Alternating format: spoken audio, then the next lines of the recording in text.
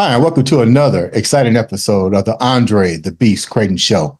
Today, like every other day, we got exciting guests coming onto the show, and today is definitely no different.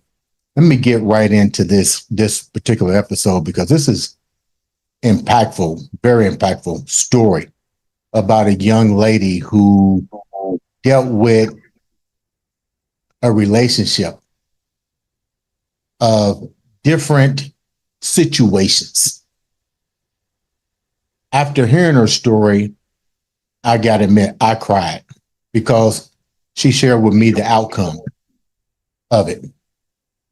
Without further ado, well, first, let me welcome her to the show and giving her the biggest heartfelt thank you for coming on to share this story all the way from Black Hollywood, Atlanta, Georgia, the one, the only, Shawn Howerton. What's up, baby girl? Hello, my sweet friend, Andre. It's so good to be here with you today. Well, thank you. Thank you. Okay. Tell the viewers a little bit about you before we dive deep into this, the different facets of your life. Because definitely when we talk about that beast frame of mind on this show, this is that beast frame of mind. Tell the viewers a little bit about you first. Well, I was born and raised in Atlanta. I came from an immigrant mom who migrated here to the States when she was 15. My father was a Vietnam veteran, both of which only had high school educations. They both left high school as juniors in high school. I had a very poor childhood growing up, worked my way through college and graduate school. I met my ex-husband. When I met him, we were both getting our MBAs, had a very successful career as a consultant, and I stayed home to have a family. We had 2 sets of boy-girl twins, and I was a homemaker for 25 years, supporting him and taking care of our home and raising our children. During that time, it became very evident over the years that my ex-husband was extremely abusive. He was a covert, malignant narcissist. And the best way I can describe that for your viewers is think about, Chinese water torture. That drip of water just keeps dripping. At first, it's nothing, and you can, ignore it and not pay attention to it. But over time, it drives you insane. That's the whole purpose. So a narcissist's goal is to break you down little by little by little. And the more broken you become, the more they come at you. My narcissistic ex-husband was extremely abusive. And by the time I got out of that relationship, I was pretty much a shell of myself.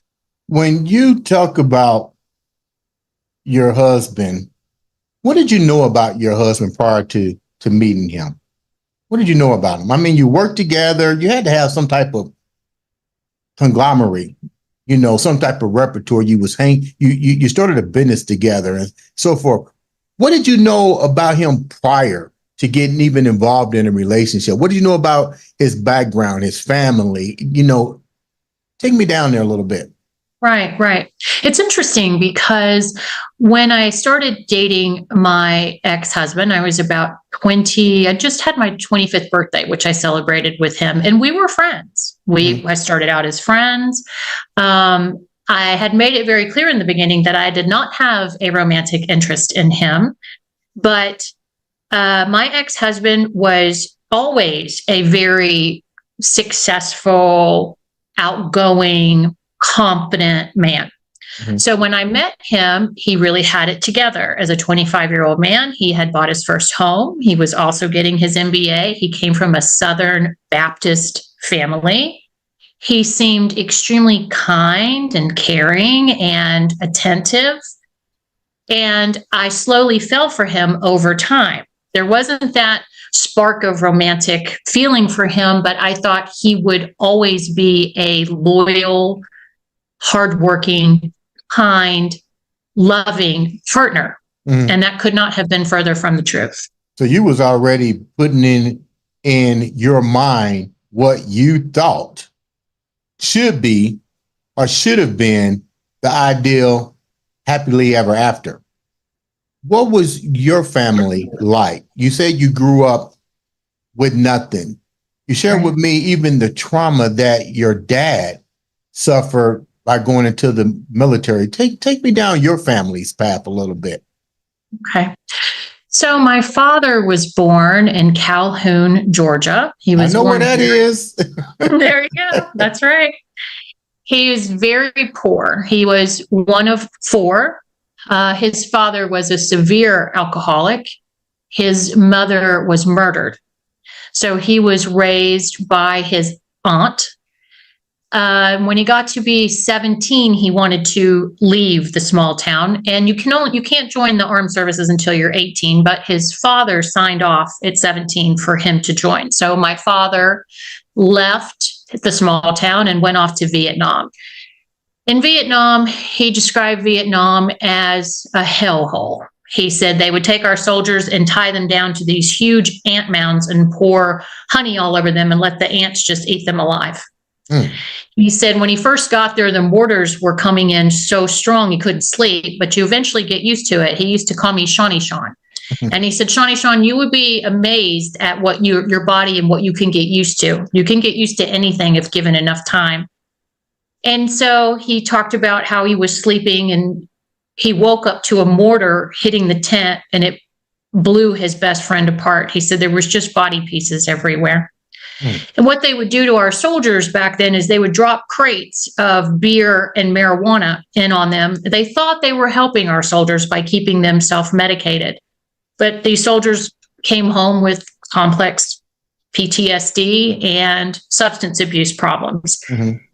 Many of the vets that were in Vietnam were exposed to Agent Orange. Agent Orange, if you've not heard of it and are not familiar with it, it's a pesticide that they sprayed because the mosquitoes and the bugs there were eating our soldiers up. So they would spray the Agent Orange. Come to find out, the Agent Orange affected these soldiers in such a way that most of their firstborn children were born handicapped. My sister was born mentally retarded. My father came back. He was so incredibly broken that he had a very difficult time with daily life. He became a barber. My mom also got her barber's license. They owned a business together when I was a small child, but my father could not keep his demons at bay. Mm-hmm. He was hurting. When we self-medicate or we're doing a lot of whatever the case may be, it could be porn, it could be gambling, whatever the case may be, we're covering up pain. We're trying to deal with it in such a way to medicate somehow through it. And that's what he was doing. So my parents divorced when I was young, and my father was in and out of prison because of the DUIs that he kept getting. Eventually, he died at 62 of a massive heart attack. His heart was enlarged from the Agent Orange. My sister, she had seizures for most of her life and was taking Dilantin, which is a very controversial seizure medication, which weakens your bones. My sister fell. She broke her hip and got pneumonia at 43 and died in the hospital. My mom, I think she did the best that she could. She's still around. She's very elderly now, but my mom grew up in Lebanon watching her father beat her mother over and over and over and beat all of them. She was one of five. They were all beaten. The Middle East, as you know, is still a place that can be very tumultuous. Mm-hmm. And my mom did the best she could, but she wrestled with her own demons. So growing up, I was not raised in a very healthy environment. Mm-hmm. So when I met my ex-husband, a lot of the controlling, a lot of the inability to connect, to really be there, have a healthy relationship, felt familiar to me. Right. And it wasn't red flags going off. Okay. So I stayed. Okay. When you say that you stayed in a relationship, I get it. We have tons of individuals that come on the program, and they share pretty much verbatim the same type of story. When did you start realizing that there was what you thought was happily ever after clearly was a demon coming out of the mist? That's a very good question. That's a very good question. The demon came later. I knew that I had married someone that had kind of done a bait and switch on me on my honeymoon. There was not physical intimacy.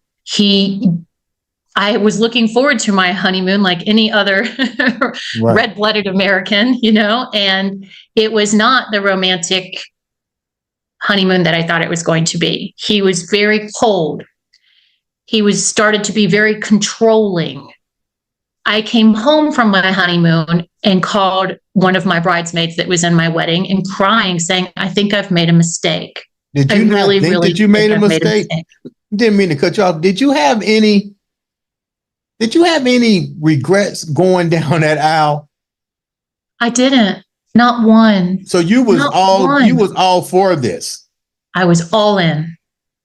Okay. So then you go on your honeymoon. What happens on the honeymoon that you just felt something just wasn't what it was supposed to be? A few things. I was looking around at the other couples and they were best friends. They were laughing together and buddies, and I was beginning to realize when I always had a very loud sense of humor, and very boisterous and kind of off-colored sense of humor. I'll say things that, shouldn't probably say, but I find it funny. And Yeah. And he was fine with that. Then we get on our honeymoon and I'm trying to be myself. And he would say, shh, you're being loud. Shh, don't say that. I can't believe you said that. And it started making me self-conscious. When we were clubbing, this was back when you could smoke in a restaurant or in a club. And it was 1998. And we were at a disco and we were all drinking and having fun and smoking. And I said, hey, give me a cigarette from some of the couples that we had met. And I went to smoke and he said, I can't believe you're doing that. Why are you? And he knew he didn't have a problem with it before. Mm-hmm. Suddenly everything about me was a problem. My body, I was fat. I was too athletic looking. I was too loud. I shouldn't say those things. I shouldn't do those things. And that just starts breaking you down over time, and I realized I was afraid something funny would come to mind and I would want to say it. And then I would remember, oh, I probably shouldn't say that. Or I'd laugh loud and then I would catch myself thinking, oh, I shouldn't have laughed so loud. And over time, that just deteriorates your personality and who you are. How did you see yourself changing from that moment? Because, like you said, you're going to speak your mind. You're going to be you. You're going to dance. You're going to do what you need to do to be yourself. How did that start affecting you? That now you got to basically walk on eggshells. Right. I was a woman that worked her way through college. I paid every dime of it, and I graduated magna cum laude. I was a woman who got an MBA and was a consultant traveling all over the Southeast by myself. And this was before, we had cell phones with a map on it. You had to fly in, go to the rentals car, then, draw out how to get to the hotel. And you have to turn on your light and look at your directions to try to get there. And the next morning, get up and go to customer site. There was no phone to guide you. There was no GPS. So, we had to do things the old fashioned way. And I turned into a woman who was afraid to speak her mind, who was self-conscious of everything she said or did, had no friends because she second-guessed everything that she said. I never left the house. My whole world became my children and my ex-husband and my home. And I began to drink. Not so much at first, a glass or two of wine at night, and then more and more, and just shutting down and shutting down and shutting down. It was a terrible experience. Shawn, I'm going to go back a minute. When you came back from your honeymoon, and once again, thank you for coming on and sharing this story. You said you contacted your friend. What was the reasons that you contacted your friend? What were you feeling at that moment when you contacted your friend? Pain, hopelessness, regret. But, we didn't know what narcissism was back then. And my ex-husband presented himself in such a way as such a nice guy. And we had a pretty home together and he had a nice job. And she said to me, the first year of marriage is always difficult. You'll get through this. It's just an adjustment. But that's not what it was. It was abuse. It was someone trying to control me and shut me down and manipulate me. Did your parents witness this as well? Interesting you should say that. My mom, the whole time, she would say to me, Peter's controlling. He's controlling. You've changed since you've met him. You're not the same person. You're not the same person. My father never said anything to me, but interestingly enough, after my divorce, my mother shared with me that my father had a lot of concerns around Peter and worried for me. It seems like, I get it. You're Catholic, correct? Yes, and did not want a divorce. Didn't want a divorce. You stayed in it despite. Well, let me rephrase that. You stayed in a situation because you wasn't familiar with the new environment, the new medical terminology, narcissistic personalities or whatever. This is unfamiliar territory. But with that said, you have a set of 4 twins. Does that change? Does that change the dynamic of his personality? How does that affect you guys? Is it a positive? Is it a negative? Well, let me address, Andre, you made a very valid point about staying in the relationship. So in my home, my needs were never met. As a child, my needs were never met because my parents were dealing with their own demons and I was alone because my sister was special needs. So I was alone. Mm-hmm. So not having my needs met in my marriage was nothing new to me. And because we had something, we had a beautiful home and he wasn't an alcoholic and he wasn't a screamer like my mom. My mom was also narcissistic. I didn't see the red flags, although they were there. Okay.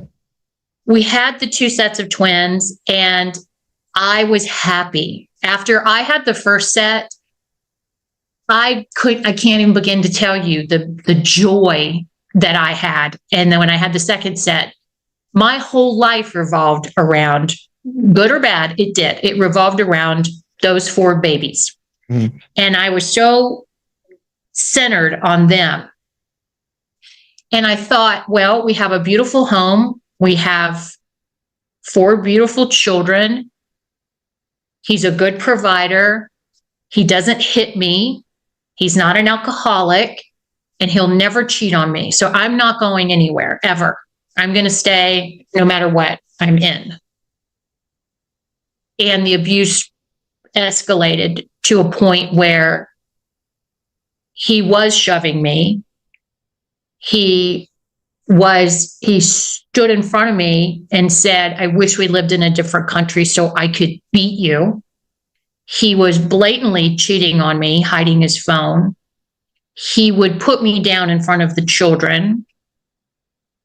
He became extremely abusive and I just couldn't do it anymore. I was drinking more and more and more.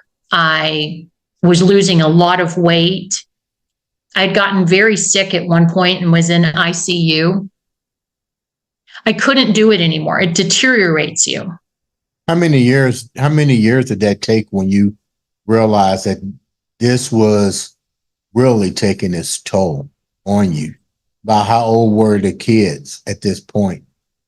Yeah. So what happened was when the 2 oldest, the first set of twins, when they turned 16 and started driving, we got on Life 360, which is a parent app. Well, it could be any app. You can see how what their speed is, where their location is. It has a crash detection. So Peter, I, and the kids were all on it.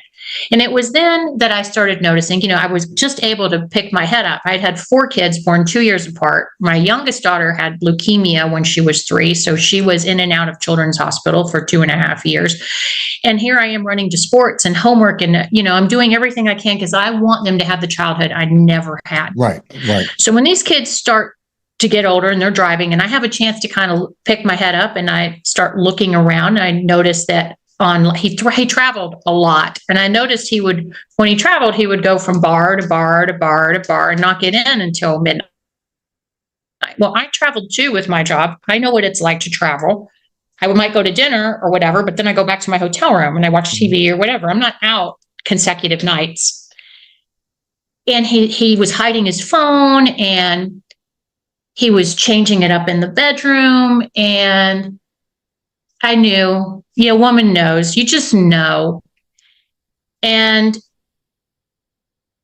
I talk about my marriage as a 3-legged stool. It was wobbly. Mm-hmm. The 3 legs that held my marriage together were, I thought he was faithful, thought he was a good father, and I thought he was a good provider. Mm-hmm. And when the infidelity hit, the stool just fell. There was no coming back. And the abuse just became intolerable. The lies.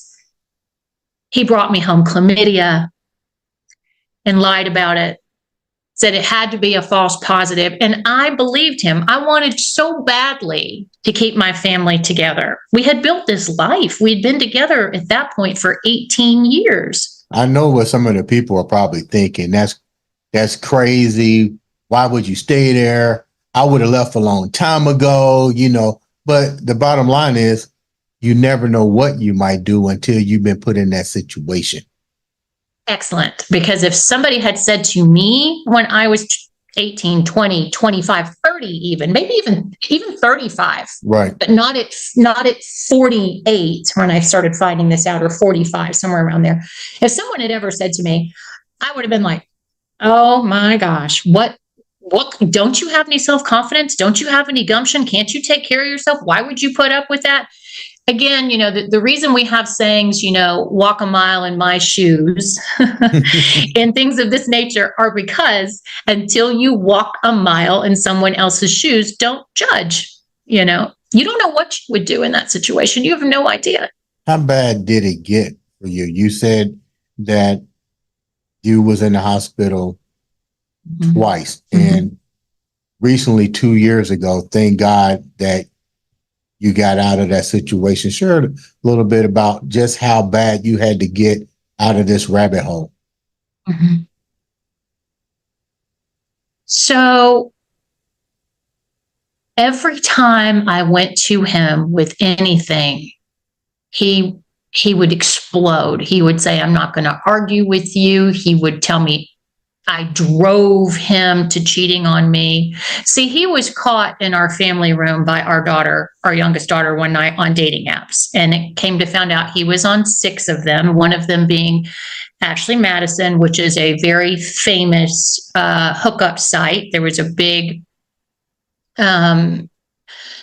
news story that broke about 10 years ago with Ashley Madison. Someone had hacked it and got all the phone numbers out of the database. And a lot of divorces happened after that because, a lot of men and women found out that their spouses or significant others' phone numbers were in the database. So he had been cheating on me for quite some time, and he just refused to take accountability. He said, I drove him to the dating apps, and I was just deteriorating more and more. Did you believe that you drove him? Because you're still trying to justify the situation. Were you literally taking some of these things and trying to departmentalize these things to make this work? Because you still haven't sought the treatment for yourself. So are you departmentalizing all of this, trying to justify that maybe I could have been the one that did this? Of course. I don't now, but at the time when he said, you drove me, he said, you should be glad that you're married to me. Any other man would have left you by now. Just when you say that to someone, and that person, remember, a narcissist has ill intent. Everything that comes out of their mouth is a line of manipulation. You or I are healthy people. So when someone we love says something like that to us, we're coming at it from a frame of mind that says, okay, maybe I did. Let me think about what they said to me and analyze it. And could this be true? I want my marriage to work. So if my spouse is saying these things to me, I feel bad that he feels this way. So let me give of myself and say, could this be true? Right? Remember, someone like that wants to destroy you. You are wanting to fix your marriage. You're at total opposite ends of the spectrum here. Mm-hmm. So did I feel like I could have done that? Of course. I loved this man. I loved my family. I wanted to keep my family intact. So if I was responsible, then all I've got to do is fix it, right? And then my marriage will be saved. My family will be saved. But that's not how it works. That's what you're thinking when you're in that scenario. But we know that's not the case. Hindsight is always 20/20. He was just doing that because narcissists don't take any responsibility at all. I was taking all the responsibility because I was carrying the weight of the marriage and the weight of the home and the weight of the family and the weight of all of it. And he was just dumping it on me. And eventually you break. You can only carry the weight for so long. When did you break? Yeah. So I filed, I filed for divorce, and it was December of 2021.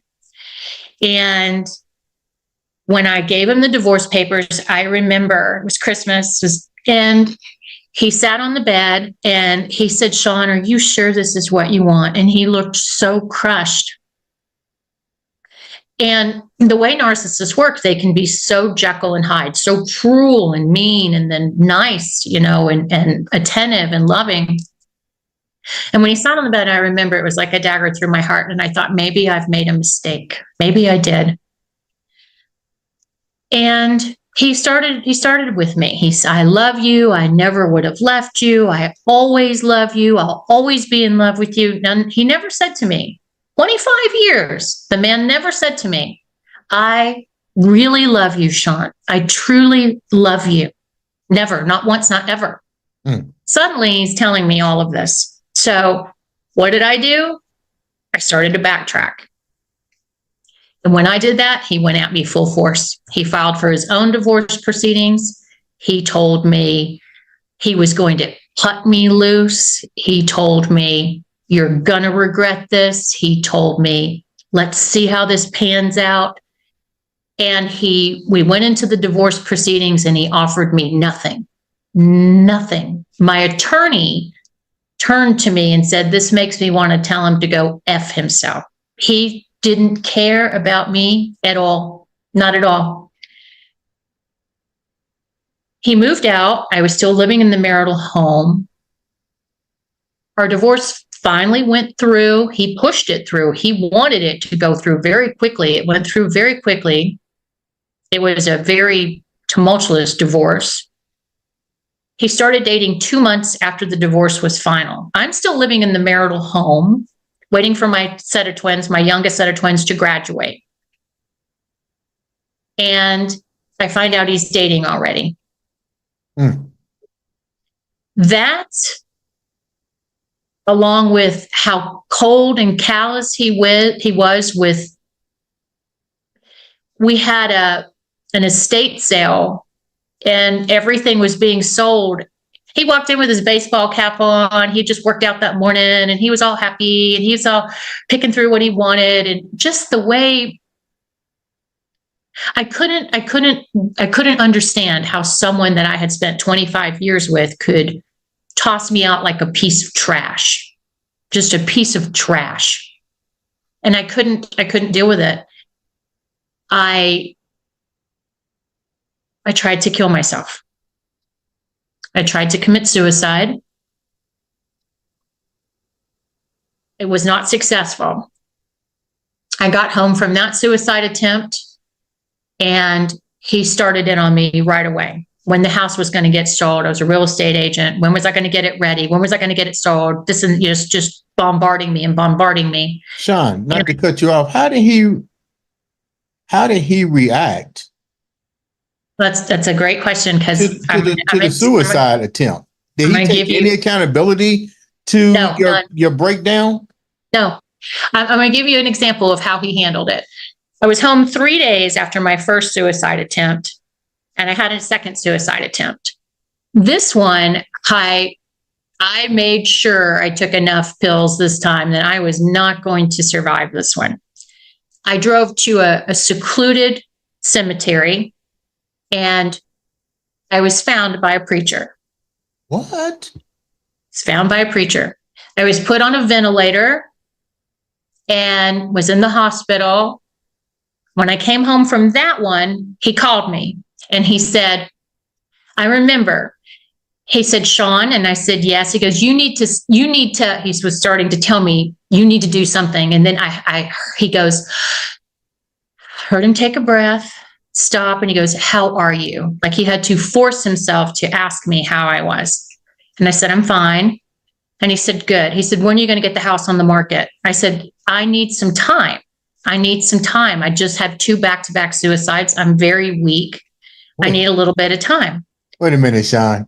He said to you, while you're in the hospital, I put just the got house home. on the market ASAP. Yes. Gets better. After I said, well, I need a little bit of time. I need some time to recover. I've had 2 back-to-back suicides. He said, I'm going to have you declared mentally incompetent. I'm going to have the house listing taken away from you, and I'm going to have you put in an insane asylum. Wow. And I said, okay. So I'm sure our children would like to know what you would like to do to their mother. And he said, I never said that. How were your kids during these suicides? Where were your kids, and how did they react to all of the stuff that was going on? Not very well, obviously. They did not and still do not understand that they don't know what happened to their mother.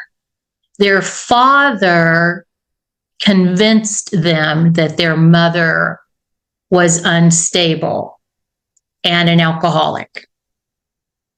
In truth, I was being abused by a very abusive man. There was a time when I said to him, I said, you are trying to convince the kids that I'm mentally unstable and I'm an alcoholic. And I remember the laugh. It was very wicked. He laughed. He said, you're doing that yourself. I played right into his hands. So when you're being abused, you're just trying to survive. You don't know, you want the pain to stop. You don't know how to make it stop. You just want it to stop, whether it's self-medicating, whether it's suicide, whatever it is, you don't know how to escape. Every which way you look, every which way you turn is a dark hole, and you don't know how to get out of it. So were your kids, to your experience, do you think he was coaching your kids? I know he was coaching my kids. I know he was. I know he was. I've been told that he was. And after my second suicide attempt, I saw an email where he sent my police report to the children, and in the subject line it said, "Keep this close." What he meant was, look what kind of woman your mother is. Sends this out to my children, the mother of his children, keep this close, meaning this is what kind of person your mother is, this suicidal, whatever. Yeah. Knowing he drove me to suicide, knowing he abused me. This is how sick these people are. Where's the support group now for you? So much is going on. How do you recapture you? How do you bring hope back into hopelessness into your life? Mm-hmm. To be completely honest with you, there are not very many people who can deal with this. There's not very many people who believe you. There's not very many people who can understand what you've been through. Mm-hmm. And I had to do it myself. And that's the honest to God truth. The saying about pull yourself up by your bootstraps. Mm-hmm. Sometimes that's what you have to do. Sometimes you have to say, no one is going to help me. I've got to do this myself. And that's what I had to do. I had to finally make a decision. Was I going to live or was I going to die? I wanted to die. I tried really hard to die, but God had a different plan for me. And I don't know, if someone has faith or not, but I know that I'm here for a reason, and that reason is to help other people through what I went through so that they don't end up in a cemetery with a bunch of prescription pills and alcohol wanting to die. How is the relationship with your boys, your family in general? Because you mentioned a lot of pain. You mentioned a lot of manipulation. And more importantly, you mentioned something that was very profound. People don't believe you. Mm-hmm. But that's not the issue right now, because the issue is whether or not somebody believes your story, unless they went through it or whatever. The bottom line is the whole chain of events caused a ripple effect in the one part of your life that you like the most, which is your kids. Children. How is that affecting your children right now? Yeah. Well, narcissists, it's very common. I hear this in the people that I coach every day. The number one thing they can do, especially to a woman, to a man as well. I'm not saying that children aren't as important to a man. They are, but to a woman is to turn her children against her. And this is very common in narcissistic abuse. My relationship with my children is very strained. My oldest son, who I love dearly, it's a strained relationship.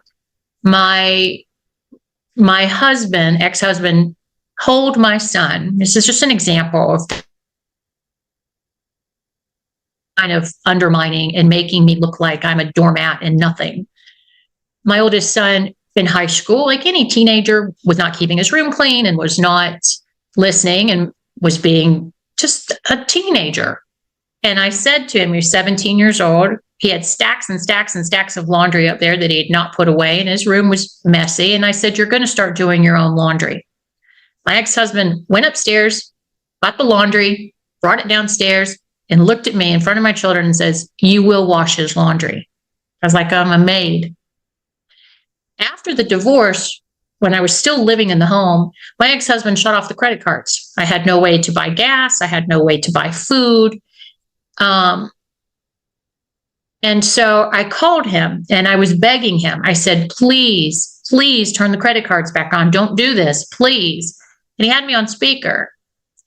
My son, he said something to me that was not nice. And I said, don't talk to me that way. And my ex-husband spoke up and said, he can talk to you any way he wants. You are no longer my wife. I'm not the mother. I'm not a human being. I don't deserve respect. So my relationship with my children is strained. A huge part of that is because they were taught that your mother is nothing. Your mother doesn't deserve respect. Your mother is not a good person. Your mother is mentally unstable. Your mother is whatever he put in their minds.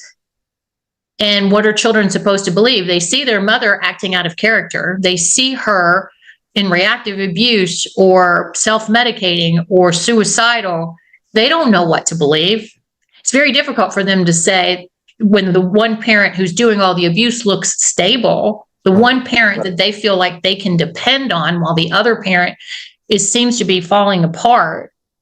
They can't, how do they say, well, gosh, the one parent I thought that was the stable parent is the one abusing the one that I can't depend on because she's so broken or he's so broken. That's got to be terrible for children. Shawn, it is horrible.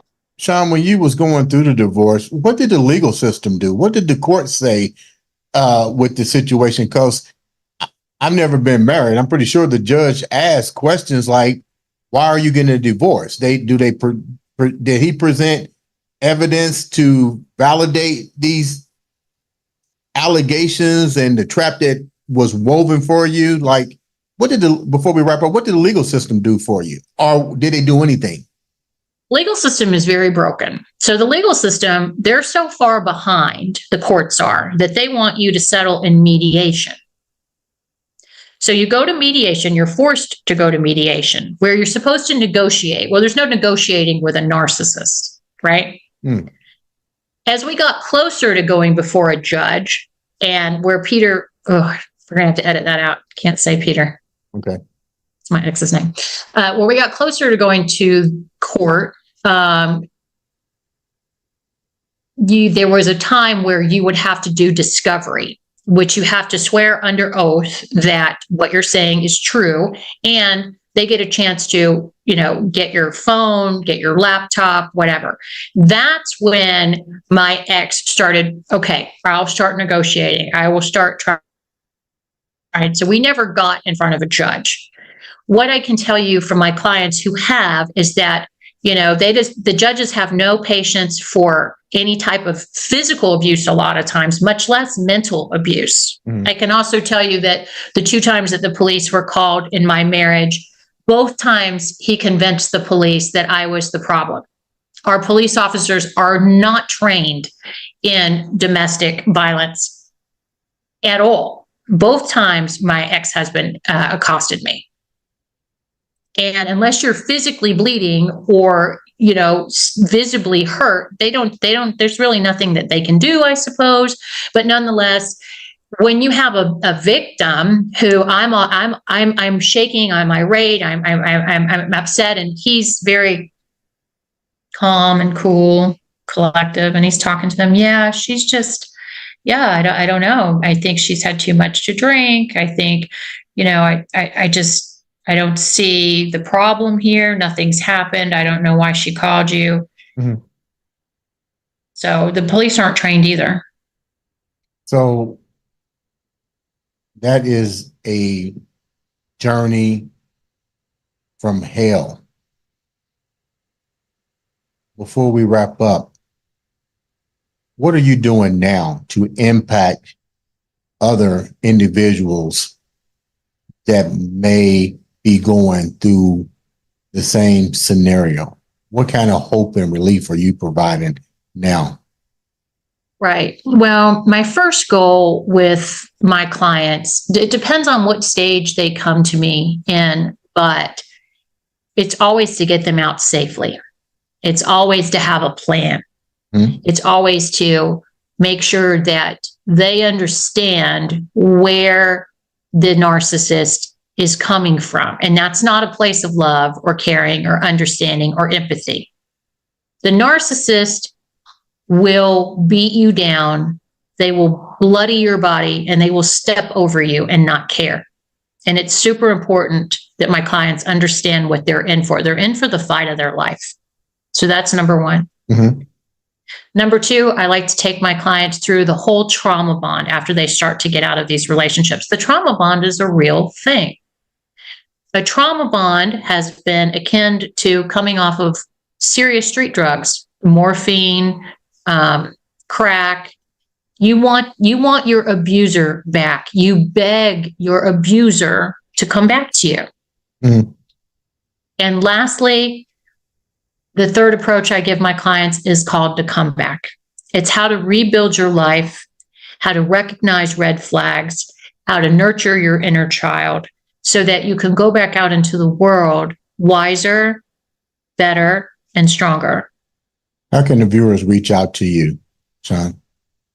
I am at Shawn K. Howerton on all social media, whether it be Instagram, Facebook, TikTok, or YouTube. Shawn, before we wrap up, how widespread is this amongst individuals that you have seen so far? Like, what's the percentage of this? Is it out of control? It's interesting because there's a lot of research being done on this. The research is reporting back that social media has started to cause an epidemic of narcissists. The percentage is that it's less than 1%, but that is not possible. It is simply not possible. Remember, narcissism, unless you're an overt, in-your-face narcissist, now those people are not dangerous. The overt, in-your-face, over-the-top narcissists are not typically dangerous. It's the covert, malignant ones that are typically dangerous, and they fly under the radar. It's very difficult to get a diagnosis on one. Mm-hmm. They're not going to go to therapy, but it's becoming more and more evident with social media that these people are coming out of the woodwork. It's not really understood why. I can tell you that in my relationship, when the internet and social media became a big phenomenon, I saw a huge shift in him, a huge shift. When he was able to get on dating apps and start receiving supply, it made a big change in him. Is it more women? Is it more men? It's both. So the scales tip evenly? Correct. Just as many men as women. Shawn, and the women out there, they use their sexuality to lure men in. It's like, these people have been around forever. You've always heard of the Black Widow in regards to women who lure men in, right? Mm-hmm. That's what they do. They're like the Black Widow. They've been around for a long time. We just didn't recognize it, and we didn't have a name for it. The whole saying, a wolf in sheep's clothing, mm-hmm. That's a covert narcissist. I'm going to ask one more question before we wrap up. What should a person look out for? You've been down that road. What are maybe a few signs that a person needs to be aware of? And the reason that I'm saying this, if it's not familiar, you don't look until it's too late. Mm-hmm. What are some of the things you should look out for? Couple of things. One, when they start to try to change you, don't say that, don't do that. When they put down your appearance, you're too loud. Why are you interested in that? When they first meet you, they're going to be interested. They're going to mirror you. They're going to be interested in everything that you're interested in, the foods that you like, the music that you like, the places you like to travel. And you're going to notice over time, they're going to start criticizing you for what you like. It's going to kind of take a shift, right? And then the second one is watch actions, not words. Watch actions, not words. Someone can tell you how much they love you and appreciate you, but are they showing you that they love you and appreciate you? They can tell you they're being loyal, but are they putting their phone face down? Are they always taking their phone with them to the bathroom or wherever they go? Watch the actions. Before we wrap up, leave the viewers with something that keeps you in that beast frame of mind before we wrap up. The beast frame of mind. Don't let anyone tell you who you are. Ever. Know who you are. Because if someone else is telling you who you are and you don't know who you are, you're going to believe them. And they can tell you anything. Ladies and gentlemen, This has been another exciting episode of the Andre the Beast Creighton Show.